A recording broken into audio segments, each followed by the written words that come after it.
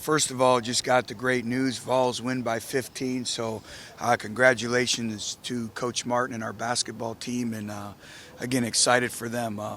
Very, very productive day today. Anytime you can go and scrimmage with no coaches present, being on the sidelines and really let them play.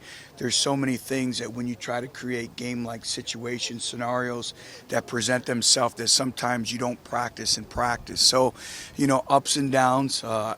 Obviously, offensively, we started exceptionally fast. Defensively, we did not. I didn't like the way our defense came out. I didn't like their approach. I didn't think we had much energy. And I thought our offense did a great job of driving the football. We had some big plays. And then as the scrimmage went on, the situational scrimmage, our defense started playing with the energy that we expect. And we started generating 3-and-outs. We started generating turnovers. So, as a head coach, when one side of the ball does well, it's great to see, but then you worry about the other side of the ball. But, I thought it was extremely productive. We'll come back, we'll grade the film, and now it's a great barometer for where we're at. So when we come back with the final 10 practices of spring, we know where to really emphasize our practices, our meeting times, and so on and so forth. So I'll answer any questions you may have. Which I know you still have to watch the film, but just off the top of your head, how do you evaluate the 4 quarterbacks, especially that you put them in with so many different, Right. ones, twos, everything like that? Well, first of all, we can't turn the football over, and we had the interception in the red zone, which, you have points on the board. You can't do that. And these are all great learning experiences. That's why you practice. We had the fumbled exchange on the goal line as well. That can't happen. But, I thought we made a lot of the big plays, big throws that we needed to, the routine throws. It was great to see the completion throws that we expect. I thought they did some great things. It was great to see. I thought Jalen Hurd really started to run like we expect him to run. He still needs to learn how to get the ball north and south. I see our younger players starting to gain confidence in their style of play, in our team style of play. I'm encouraged by what I see with Josh Malone, our young tight ends. Defensive line wise, that's a developmental position. Same thing with our offensive line is, we're asking a lot of these, young freshmen, but we're going to need them. And so every time we can scrimmage like this is invaluable, but we need to grow up in a hurry. We are nowhere at all where we need to be, and I think our youth continues to show just in our overall consistency. Has Jalen shown that in practice before, that burst, that ability to get out and make big plays? He has. He's working himself back into football shape, and there's a difference, and he hasn't played football in a year, with recovering from the surgery. So each day of practice, I see him getting better and better. I see the improvement coming, but also I see the confidence now getting in him, and so he understands what he needs to work on. And I said it is the maturity this football team will show by the way we come back after spring break.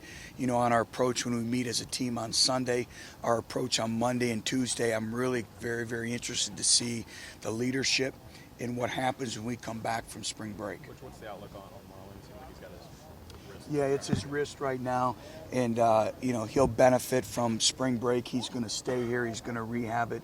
We fully anticipate him to finish spring football, but a lot is how the bone heals in the next 10 days. It seems like Corey Vereen showed up a couple of times. You kind of like what you saw at him. He did, we've really challenged him to bring a presence off the edge. He's been playing exceptionally high right now. He's been playing too high.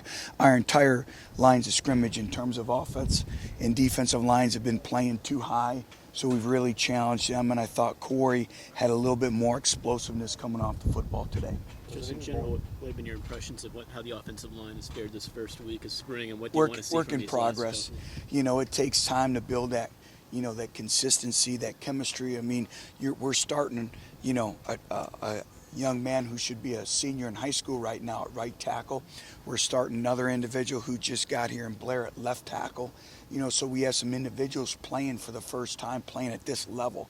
So you're going to go through the growing pains, but I've liked in terms of they've had a workman-like approach to every single day. And just like any scrimmage, there's good, there's bad, there's corrections, but valuable teaching points. How important was it, Butch, for you guys to be able to scrimmage like this today, right before spring, where you're so physical and kept the quarterbacks live most of the day? Well, critical, and it was kind of a feel thing to see how much we wanted the quarterbacks live, but, so much occurs when you make the quarterback live. First of all, I want to see what players could create plays in terms of the quarterback position, who could manufacture themselves out of, you know,